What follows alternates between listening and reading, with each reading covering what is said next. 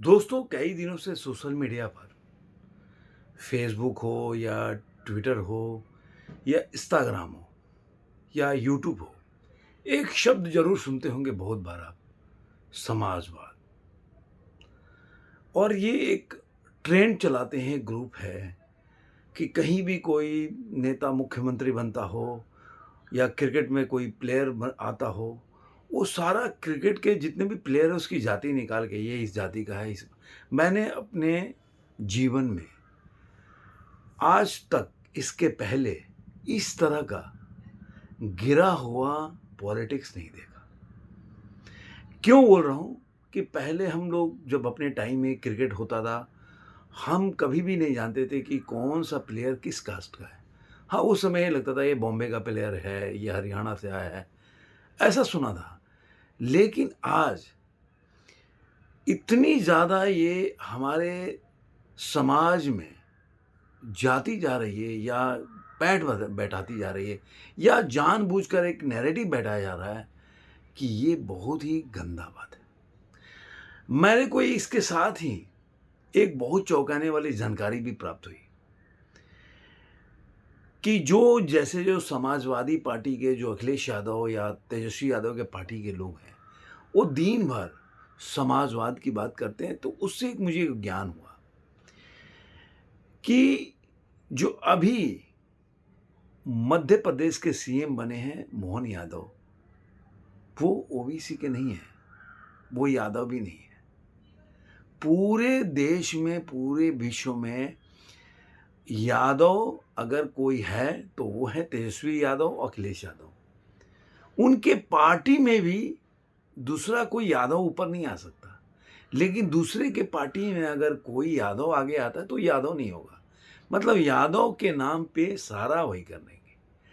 अब दूसरी बात ओबीसी, अगर वो जातीय जनगणना का विषय लेकर आगे बढ़ते हैं, तो जातीय जनगणना अपने पार्टी पे क्यों नहीं लागू कर सकते? समाजवाद उनके पार्टी में क्यों नहीं लागू हो सकता? समाजवाद के नाम पर केवल अपनी पार्टी में केवल अपने परिवार के लिए, यही समाजवाद है। यही वो यादववाद भी नहीं बोलेंगे आप, क्योंकि उनकी पार्टी के और यादव तो कभी शीर्ष पे आ ही नहीं सकता, चाहे वो समाजवादी पार्टी हो चाहे तेजस्वी की पार्टी। दूसरा एक और विशिष्ट जानकारी मुझे प्राप्त हुई कि नरेंद्र मोदी जो हैं, वो जनरल कैटेगरी से आते हैं। उससे भी बड़ी बात जानकारी प्राप्त हुई कि शिवराज सिंह चौहान भी जनरल कैटेगरी से आते हैं और राहुल गांधी जो हैं, वो ओबीसी से आते हैं। अजब तरीके का तर्क है इनका।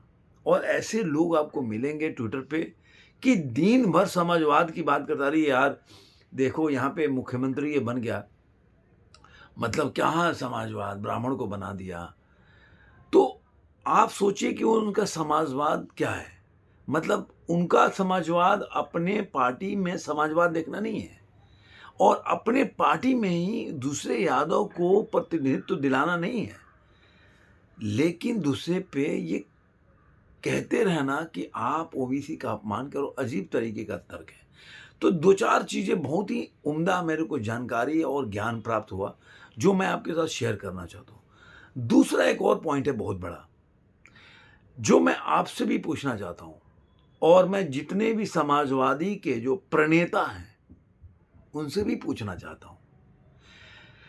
एक ऐसा ओबीसी बता दे, एक पूरे इंडिया में, जो जनरल कैटेगरी के रिजर्वेशन के लिए फाइट करता हो। लेकिन जिस जनरल कैटेगरी के लोगों को दिन भर वो उल्टा-सीधा बोलते रहते हैं, वो जनरल कैटेगरी के लोग हर ओबीसी को या आरक्षण के लिए उसके सामने खड़े रहते हैं। आपको ऐसे कितने एग्ज़ाम्पल मिल जाएँगे अक्रॉस द पार्टी लाइन। लेकिन एक आप एग्ज़ाम्पल नहीं दे सकते कि कोई भी जो ओबीसी या एससी-एसटी कैटेगरी का व्यक्ति हो, वो जनरल कैटेगरी के किसी फैसिलिटेट करने की माँग रखा हो या उसके साथ खड़ा हो। और फिर भी वो गाली देंगे कि जनरल कैटेगरी के लोग जो हैं गलत कर रहे हैं। उनको वो हमेशा दबा के रखते हैं। अरे व्यक्ति जो जनरल कैटेगरी का लोग है उसने कितना त्याग किया। आप कहीं भी हो, मोहन यादव बने या कहीं भी, वो सेलिब्रेट करते हैं कि चलो एक अच्छा आदमी बन गया। तो आप बीजेपी में देख लो कि अगर बीजेपी में किसी मोहन यादव को बनाया गया तो कोई भी ट्विटर में ऐसा जनरल कैटेगरी का व्यक्ति आपको 80% मिलेगा जो सपोर्ट करेगा। लेकिन एक व्यक्ति मेरे को बता दो, जो कोई मिले, जो बता दे कि नहीं मैं ओबीसी से हूँ और जनरल कैटेगरी के इस मांग को सपोर्ट करता हूँ, नहीं। तो त्याग की भावना कैसी होनी चाहिए, समाजवाद कैसी होना चाहिए, ये सीखने की और पढ़ने की ज़रूरत है। मुझे लगा ये बताना ज़रूरी है।